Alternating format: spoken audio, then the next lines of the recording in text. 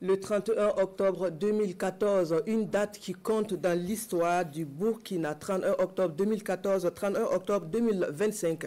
11 années, jour pour jour, de cette journée marquante donc de l'insurrection du Burkina. Revenons sur l'événement dans cette rétrospective de Isiaka Nana.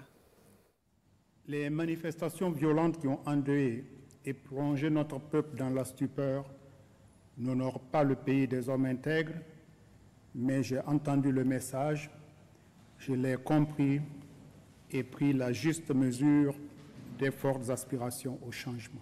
Face à l'ampleur de la contestation et à la pression populaire, le président Blaise Compaoré sort de son silence. Dans une déclaration sur une télévision privée de la place, Blaise Compaoré dit avoir entendu le peuple. Il décide alors de retirer le projet de loi à l'origine de ces contestations sans précédent et appelle à un dialogue. Je demeure convaincu que seul le dialogue constructif pourra permettre à notre peuple de retrouver sa quiétude d'antan et regarder l'avenir avec assurance. Que nenni du côté de l'opposition qui campe sur sa position. Blaise Compaoré doit quitter le pouvoir et sans condition. La énième manœuvre de Blaise Compaoré n'aura donc pas contribué à baisser la tension, déjà à son paroxysme toute la journée du jeudi 30 octobre 2014.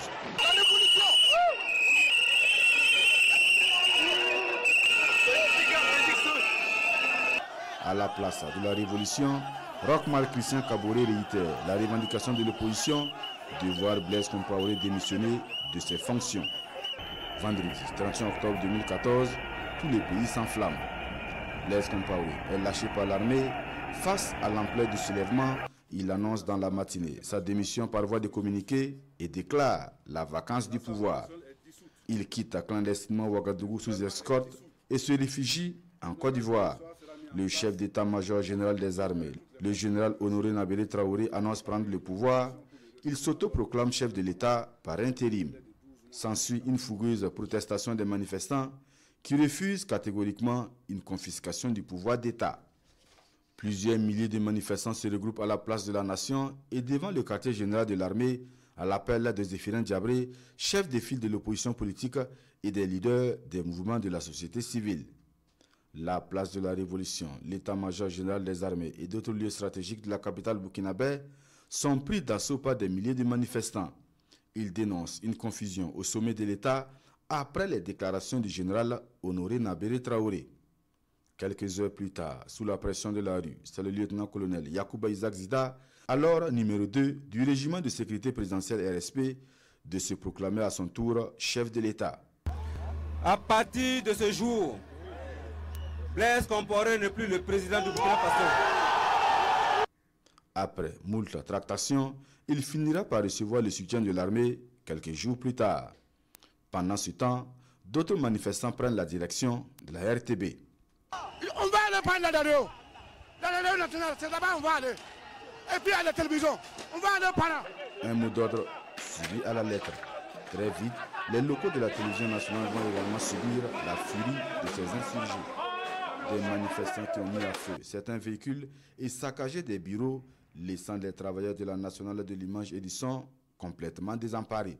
On lance les clips, on fait une déclaration, puis le reste. Toujours dans cette matinée du 31 octobre 2014, plusieurs domiciles appartenant à des dignitaires du régime déchu et des magasins sont pillés par des manifestants à travers les quartiers de la capitale burkinabé.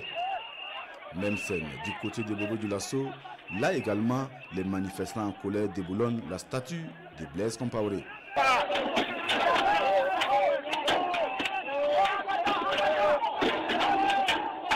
Les sièges du parti au pouvoir, le CDP, le Congrès pour la démocratie et le progrès sont incendiés dans toutes les grandes villes du pays. Pour ainsi baisser la tension, le nouvel homme fort du Burkina, le lieutenant-colonel Yacouba Isaac Zida, annonce la fermeture des frontières. Un couvre-feu de 19h à 6h du matin est instauré. Pendant ce temps, les secrétaires généraux des ministères sont instruits à prendre les dispositions pour assurer la continuité de l'État. La journée du 31 octobre 2014 marque l'un des tournants les plus importants de l'histoire politique du Burkina Faso.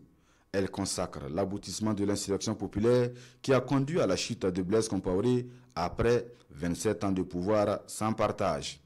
Une insurrection populaire des 30 et 31 octobre 2014 qui a été surtout le symbole d'une lutte pour l'indépendance et la liberté et portée par la jeunesse burkinabé.